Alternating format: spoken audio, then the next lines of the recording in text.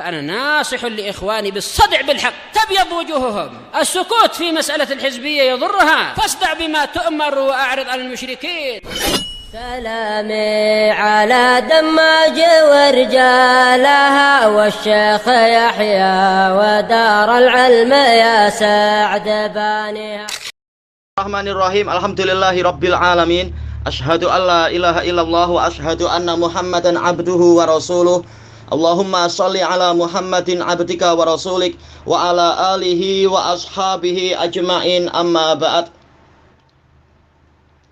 Termasuk perkara yang dipopulerkan pada zaman sekarang ini, bukan berarti ini hanya ada di zaman sekarang, tapi memang betul-betul di apa istilah orang zaman sekarang itu di blow up, dijadikan sebagai syiar dakwah dan syiar peperangan pemikiran dan sebagainya.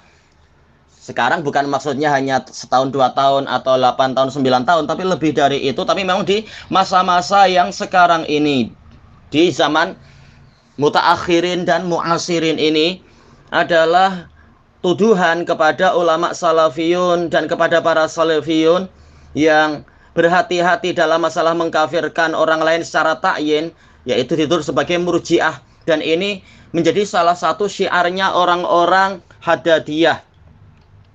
Makanya sebagaimana di dalam sebagian risalahnya Syekh Rabi' hadahullah, ketika menyebutkan karakter Haddadiyah, mengatakan diantaranya adalah menuduh Al-Albani dan beberapa ulama yang lain sebagai murji'. Maka tatkala Syekh Rabi' mulai mempopulerkan bahwasanya Syekh Yahya Al-Hajuri dan para salafiyun dan para murid di Damaj itu sebagai Haddadiyah, maka ana dengan permintaan dari beberapa tokoh utama di Yaman menulis kitab menggunakan kalam-kalam Syekh Rabi' sendiri tentang poin-poin Haddadiyah untuk membantah itu. Yang mana apabila memang kami ini adalah Haddadiyah, maka di antara karakter Haddadiyah seperti yang dikatakan Syekh Rabi' sendiri adalah menuduh Al-Albani rahimahullah, yang mana beliau adalah mujaddid di zaman ini, sebagai murji'ah atau berpemikiran irja. Sementara Syekh Yahya justru membela Syekh Al-Albani dari tuduhan tadi. Kemudian ana nukilkan kalam Syekh Yahya yang membela Al-Imam Al-Albani dari tuduhan irja dan sebagainya. Ini poin pertama, bahwasanya memang ini adalah jadi syiar para Haddadiyah. Baik, menuduh orang yang berhati-hati dalam masalah takfir sebagai Haddadi, sebagai apa? Sebagai murji'. Kemudian dari sisi yang lain, tatkala ana diminta membahas tentang Ali Hasan Al-Halabi, maka ana menerjemahkan kitab salah seorang masyayikh yang dengan takdim dari Syekh Shalih Al-Fauzan hafizahullah, yang membongkar pemikiran irja'nya Ali Hasan dengan penukilan-penukilan dan membantah penukilan Ali Hasan yang bersifat terpotong-potong. Kemudian juga si penulisnya menukilkan, memerintahkan untuk merujuk kepada kitabnya Aridatul Jahal dan sebagainya. Jadi untuk melengkapi tulisan itu, terjemahan itu dan sebagainya, ana membaca kitab-kitab tersebut. Di Damaj banyak kitab-kitab itu. Toyib. Sehingga ya memang penukilan-penukilan itu penting dan seterusnya. Hanya saja kemudian ana diingatkan oleh sebagian masyayikh Damaj bahwasanya pembahasan tentang masalah ini, yaitu al-udhr bil jahl, seringkali itu adalah teorinya dan hukum secara umum, kaidah umum. Adapun untuk penerapannya, ta'yin ke orang per orang, ini harus ekstra hati-hati, kata beliau. Karena kalau engkau tidak berhati-hati, maka engkau akan, mau tidak mau, engkau akan mengkafirkan mungkin orang tuamu, atau mungkin saudara-saudaramu, atau mungkin sanak kerabatmu dan tetangga-tetanggamu. Dan konsekuensinya jauh lebih berat daripada menghukumi mereka sebagai mubtadi'. Karena kalau sampai kafir, dihukumi kafir, berarti engkau tidak mewarisi dari mereka, mereka tidak mewarisi dari engkau. Dan kalau mereka mati, maka mereka haram untuk dikuburkan di pekuburan kaum muslimin. Dan juga kalau mereka dikafirkan, wajib mereka dipisahkan dari, yaitu apa, pernikahannya dibatalkan dengan orang yang masih Islam dan masih belum terbukti dia itu melakukan kufur akbar atau syirik akbar. Dan konsekuensi banyak sekali. Dan kalau orang tersebut mati, engkau haram untuk mendoakan pengampunan bagi dia. Dia tidak memberikan syafaat padamu dan engkau tidak memberikan syafaat pada dia. Dan seterusnya, dan engkau haram untuk mengucapkan salam kepada orang itu, entah orang tuamu sendiri atau tetanggamu dan sebagainya. Nah, ini anak diingatkan itu, maka anak pun akhirnya melihat-lihat lagi, membaca, memperbanyak lagi. Karena memang alhamdulillah Markis Damat ini boleh dikatakan sebagai surga dalam masalah buku. Walaupun tentunya di atas langit masih ada langit dalam masalah jumlah kitab, tapi jarang orang yang di Damat 10 tahun menyelesaikan pembacaan semua kitab. Kita tidak akan berani untuk mengklaim bahwasanya satu saja dari kita sudah menyelesaikan pembacaan kitab itu. Baik. Adapun Al-Imamul Albani telah disebutkan dalam biografi beliau membaca seluruh kitab Maktabah Dzohiriyah sampai bahkan yang makhtutnya, yang manuskrip tulisan tangan orang-orang terdahulu, semuanya telah beliau baca sampai 3 kali. Padahal Maktabah Dzohiriyah jauh lebih besar daripada Maktabah Damat dan yang lainnya, kata sebagian orang. Wallahu alam. Intinya memang perlu pembahasan lebih panjang lagi. Kemudian ana tanyakan kepada Syekh Yahya, Syekh, tentang kitab-kitab ini. Kitab Aridatul Jahal dan beberapa kitab yang lain. Dan ini ditakdim oleh Syekh Shalih Fauzan. Ini apa yang harus saya lakukan dengan kitab ini? Dan apakah boleh saya untuk bersandar dengan hasil penelitian di dalam kitab-kitab ini? Maka Syekh Yahya mengatakan penukilannya boleh diambil faedah.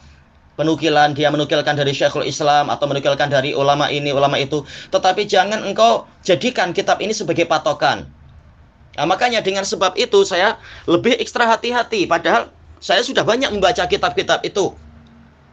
Jadi kalau sebagian orang di Indonesia mengklaim sudah banyak membaca apa itu mungkin Nawaqidul Islam kah atau Qawaidul Arba punya Syekh bin Baz atau Syekh Shalih Fauzan atau beberapa kitab yang lain, insya Allah ana tidaklah seberapa kalah dibanding dengan orang-orang Indonesia yang sekarang mempopulerkan masalah tidak ada udzur bil jahal itu, masalah membaca buku. Insya Allah saya tidak seberapa kalah tentang jumlah buku yang sama-sama sudah dibaca. Alhamdulillah Allah memudahkan untuk membaca banyak sekali, dan ana memang dibebani, bukan minta, tapi dibebani untuk menjadi petugas maktabah ammah, juga maktabahnya Syekh Yahya. Di samping ana juga alhamdulillah banyak punya maktabah sendiri di Damat. Intinya adalah yaitu memang banyak membaca dan banyak mendengarkan rekaman daras-daras para ulama Saudi dan juga ulama Yaman dan yang lainnya. Dan juga anak punya guru akidah dari Syam yang juga muridnya Syekh Mukbil di sini, yaitu waktu di Damat, dan seterusnya silsilah akidah. Yaitu kita bukan orang yang kemudian baru membaca sedikit kemudian langsung menyimpulkan tidak boleh untuk mengkafirkan orang lain, atau sebaliknya baru membaca beberapa kemudian semuanya yang begini langsung kafir. Tidak, betul-betul berhati-hati karena ini masalah agama. Boleh jadi salah bicara akan masuk neraka, atau menghukumi orang lain berarti dia itu murtad dan seterusnya, putus pertalian darah dan sebagainya misalkan. Nah, dengan sebab itulah maka semakin ana membaca, semakin ana memahami kenapa para ulama yang bahkan walaupun mereka itu mengatakan barang siapa berbuat ini dia kafir, barang siapa berbuat ini maka tidak ada udzur bil jahal, tapi boleh dikatakan amat sangat jarang sekali kita dapati ulama tersebut mengkafirkan secara takyin. Misalkan Syekh Ibnu Baz kata-katanya tegas, bahkan guru beliau yaitu siapa, mufti yang sebelumnya, yaitu Syekh Muhammad bin Ibrahim Al-Syaikh, yang kata-katanya tegas dalam masalah ini. Tetapi boleh dikatakan kita akan sangat susah mendapati beliau-beliau itu mentakyin. Demikian pula siapa, misalkan Syekh Shalih Fauzan mentakyin, walaupun kaidahnya jelas, kata-katanya tegas, barang siapa begini dia kafir. Tapi kita akan sangat sulit, kecuali bagi yang mampu mendatangkan bukti, bawa ke sini buktinya, dan kita akan lihat buktinya itu sedikit ataukah sering untuk beliau mengkafirkan orang lain secara ta'yin. Akan sangat susah kita dapatkan itu. Bahkan untuk Yusuf Qaradawi aja boleh dikatakan setengah mati kita menunggu fatwa, padahal sudah sejelas itu menunjukkan walaupun mereka kata-katanya tegas, Syekh bin Baz, Syekh Soleh Fauzan, tetapi prakteknya itu sangat ekstra hati-hati mereka dalam masalah itu. Jadi kalau masalah kaidah jelas, wa man lam yahkum bima anzalallahu fa ulaika humul kafirun, misalkan. Atau misalkan apa, barang siapa sujud kepada kubur maka dia kafir. Kaidahnya jelas. Tetapi prakteknya ada syarat-syaratnya dan juga ada penghalang-penghalangnya, dan itu kita dapatkan dari siapa? Dari dalil-dalil dan dari pemahaman para ulama yang tadi itu juga. Thayyib. Makanya walaupun kaidahnya jelas, tetapi Rasulullah SAW sendiri sudah mendatangkan dalil yang lain tentang orang yang dia itu banyak berbuat dosa sepanjang umurnya, kemudian tatkala mau mati, dia berwasiat kepada anaknya untuk apabila dia mati, hendaknya dia dibakar sampai jadi abu, kemudian abunya itu ditebarkan di hari yang di situ angin kencang bertiup, agar Allah Ta'ala tidak sampai untuk, yaitu mampu untuk membangkitkan dia lagi. Karena kalau Allah sampai membangkitkan dia lagi, mampu membangkitkan dia lagi, pastilah Allah akan menyiksa dia dengan siksaan yang tidak pernah diberikan kepada seluruh alam semesta. Dia mengatakan begitu kepada anaknya. Baik, kemudian anaknya pun melaksanakan itu. Setelah abunya itu ditebarkan, maka Allah Ta'ala memerintahkan kepada bumi untuk mengumpulkan apa yang tersebar itu. Lalu tercipta lagi orang itu. Kemudian dia berdiri di hadapan Allah. Lalu Allah tanya, Maha malaka ala ma sona'ta, apa yang menyebabkan engkau melakukan itu? Maka dia mengatakan, ma khofatuk, rasa takut kepadamu. Maka kemudian Allah mengampuni dia. Kata para ulama, bukan hanya ulama sekarang, bahkan Imam Ibnu Taimiyah, Imam Ibnul Qayyim dan sebagainya yang lain, ini dalil bahwasanya orang ini melakukan perkara yang jelas menentang ma yu'lamu minad din bid darurah, yaitu apa? Tentang kesempurnaan kudratullah. Dia meragukan kesempurnaan kudratullah, kemampuan Allah. Dan ini kafir, yaitu ini adalah kufur akbar. Dan ini adalah termasuk perkara yang diketahui secara sangat pasti di dalam Islam. Tapi kenapa dia diampuni oleh Allah? Baik, karena dia masih punya iman, yaitu apa? Dia punya rasa takut pada Allah. Dan kata para ulama tadi, boleh jadi karena jahil. Mungkin dia tidak tahu, atau mungkin karena ada syubhat, atau faktor penghalangnya adalah yaitu karena ghalabatul khauf, sehingga timbul syubhat di hatinya begini. Intinya kita tidak bermudah-mudah untuk mengkafirkan orang yang jelas-jelas nampak kekufurannya sampai terbukti memang tidak ada udzur bagi dia. Dan udzur bukan hanya jahil. Udzur disebutkan oleh Ibnul Qayyim ada 7 atau 8 dalam Ilamul Muwaqqi'in. Kalau kita kumpulkan itu, ada yang berupa zuhul, yaitu dia lupa. Atau seperti kata Ibnul Qayyim, yaitu dalilnya adalah orang yang dia itu kehilangan kendaraan dan bekal makanannya di gurun pasir. Kemudian setelah dia putus asa dan mau tidur sampai mati saja, tahu-tahu kendaraannya sudah ada di dekat kepalanya, lengkap dengan makanannya, dengan bekalnya. Lalu saking gembiranya dia mengatakan, Allahumma anta abdi wa ana rabbuk. Ya Allah, sesungguhnya engkau adalah hambaku dan aku adalah Rabbmu. Kata Rasulullah, akhta'a min syiddatil farah. Dia salah bicara karena kegembiraan yang amat sangat. Padahal ini perkara apa ini? Boleh dikatakan ini nomor 1 dalam perkara yang ma yu'lamu minad din bid darurah. Perkara yang betul-betul sangat diketahui secara pasti di dalam Islam, bahwasanya kita adalah hamba, sementara Allah adalah Rabb kita. Tapi orang ini terbalik. Kata-katanya sorihul kufur, kekufuran yang sangat jelas, bahkan mengatakan saya adalah Rabbmu, wahai Allah, dan engkau adalah hambaku. Ini penggalan pertama saja itu sudah kufur akbar. Penggalan kedua juga kufur akbar. Bagaimana menggabungkan dua perkara ini? Tapi Nabi justru menjadikan ini sebagai contoh bahwasanya terkadang orang keliru karena saking gembiranya. Ya itu apa, Nabi menjadikan ini sebagai contoh bahwasanya Allah Ta'ala itu bahkan lebih gembira daripada orang yang gembiranya sampai kehilangan akal seperti ini. Dan Nabi tidak mengkafirkan orang itu.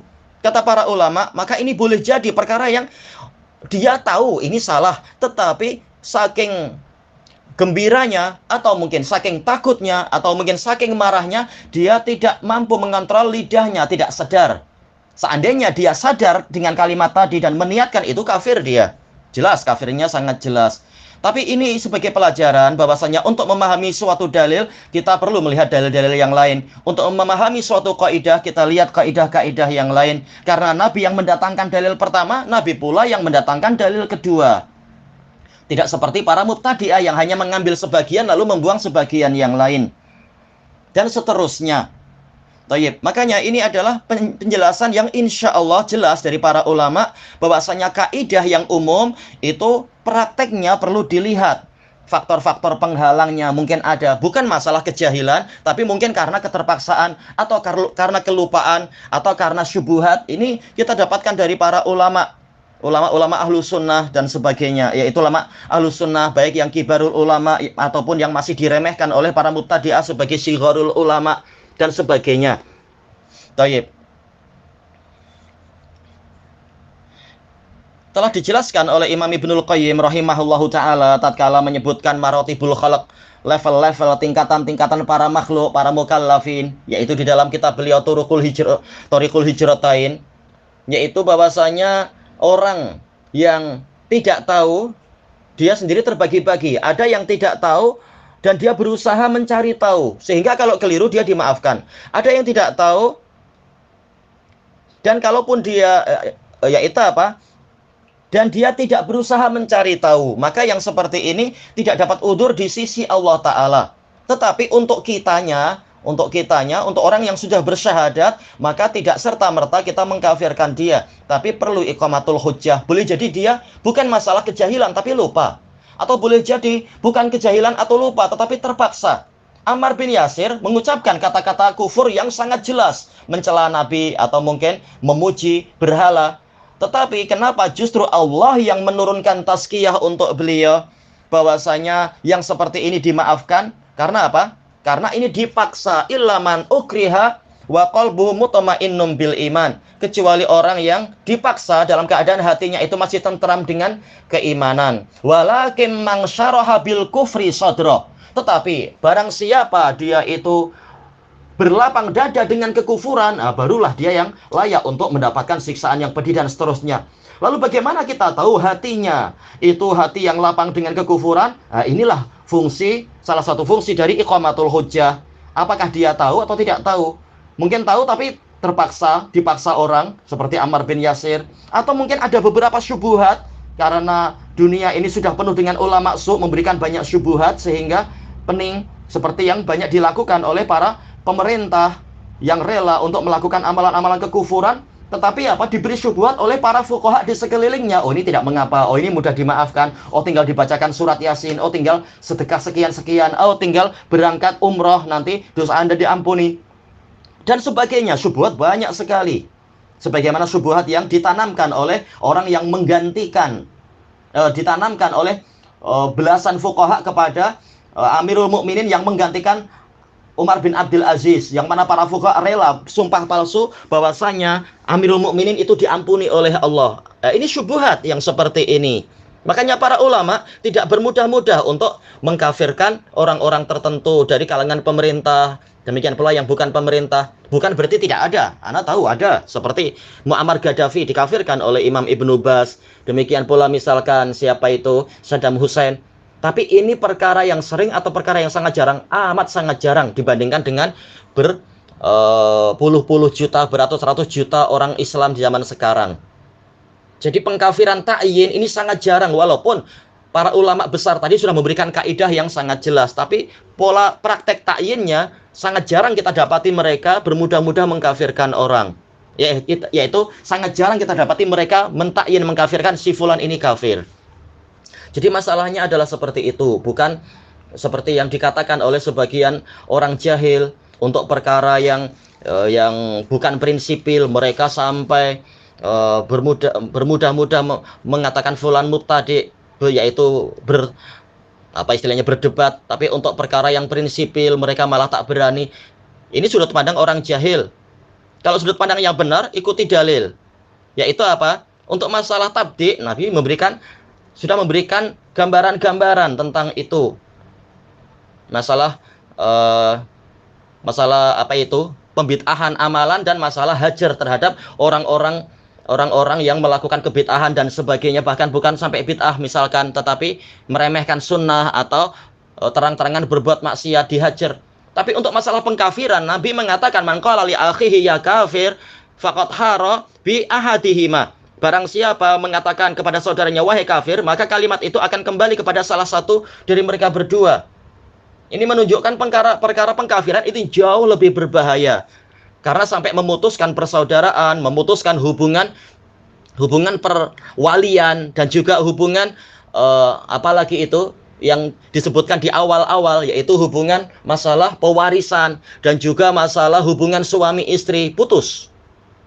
Demikian kalau yang ini dihukumi murtad sementara yang ini belum terbukti murtad. Demikian pula masalah di kuburannya nanti dan seterusnya, juga masalah salam dan seterusnya. Lain antara masalah hukum pengkafiran dengan hukum pembid'ahan, ini lain levelnya, tidak seperti yang dipandang oleh sebagian orang jahil yang penuh semangat dan emosional itu. Jadi masalahnya memang tidak sederhana. Baik.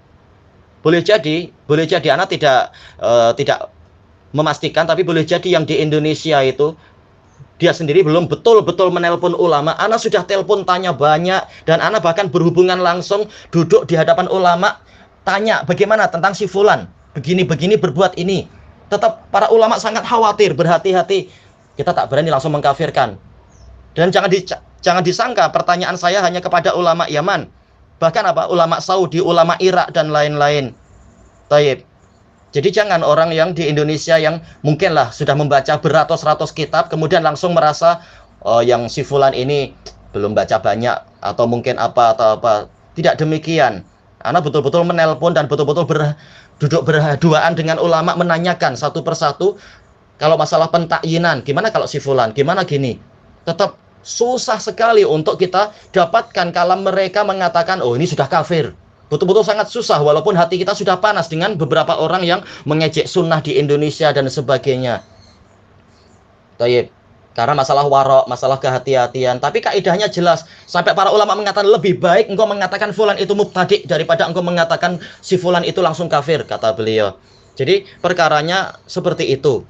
Demikian pula sebagian fuqaha yang jatuh kepada kekufuran akbar atau syirik akbar, tapi karena ijtihad. Syekhul Islam mengatakan jarang dari para ulama salaf yang selamat dari yang seperti ini. Pasti ada saja kata-kata kufur atau perbuatan kufur atau syirik.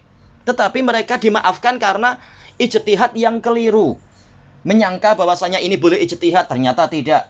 Jelas perkara yang dalilnya jelas, tidak ada lagi ijtihad. Idza ja'an nas batulal qiyas. Apabila nas telah datang, maka qiyas itu batil. Qiyas itu batal. Banyak perkara masalah ini. Tayyib. Tetapi apa? Tetapi boleh jadi ada udzur-udzur yang lain dan sebagainya. Dia berijtihad dalam perkara yang dia menyangka tidak ada dalil di situ, padahal ada dalil dan sebagainya. Dan terkena syubhat seperti Imam Nawawi. Terkadang kita lihat fatwanya itu aneh-aneh, tetapi diberi udzur oleh ulama karena apa? Beliau belajarnya kepada lingkungan yang seperti itu, lingkungan Asy'ariyah, lingkungan Sufiyah dan sebagainya di Syam.